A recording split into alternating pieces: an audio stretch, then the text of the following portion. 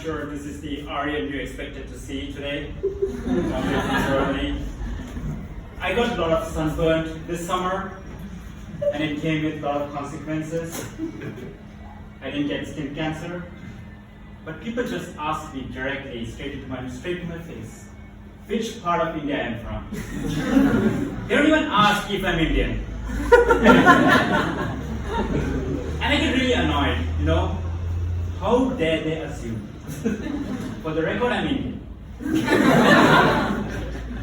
But what really annoys me is that they don't really know anything about India.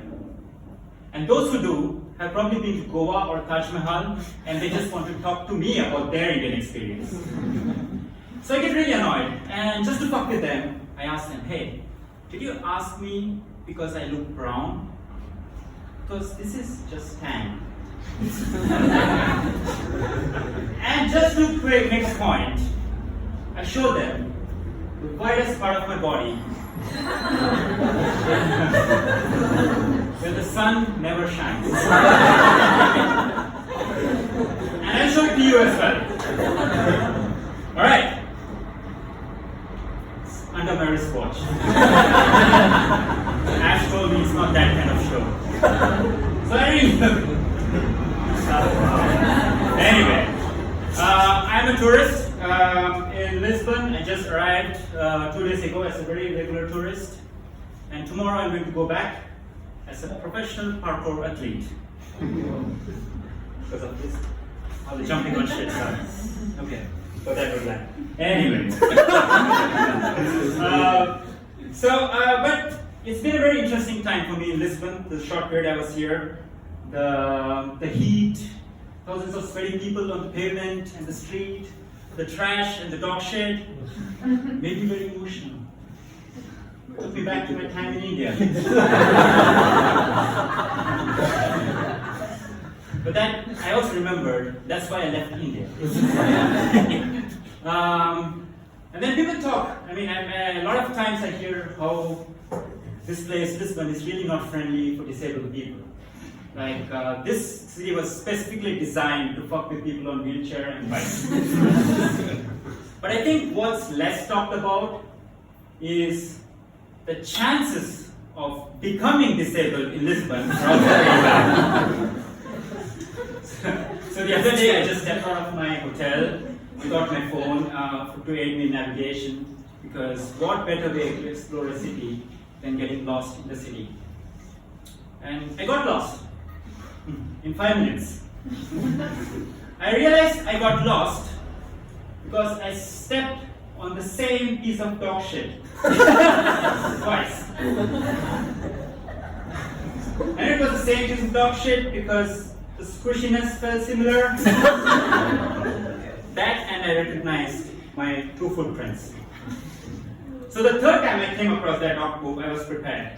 Not this time. I jumped with my newfound parkour skills right into the path of an incoming tuk-tuk. But I think tuk-tuks and Indians have special telepathic connection, so it just stopped right in my face. I didn't die.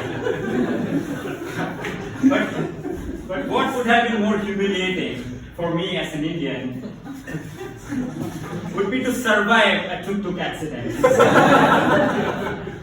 To lose a limb to a tuk-tuk. Not even in India, all the way in Portugal. I can't ever go back to India. I can never tell them the story. Years ago, when I came to Europe, I decided I really wanted to integrate into European culture. And first day in supermarket, I was just standing at the dairy section, and I decided I'm going to start with cheese. So back in the day in India, there was only one kind of cheese, and it was called cheese. And as I'm a researcher, so I decided to go about this scientific manner. I decided if I want to get into cheese, I need to research cheese. So I decided to Google cheese. But the problem with cheese reviews is that they compare one kind of cheese with other cheese.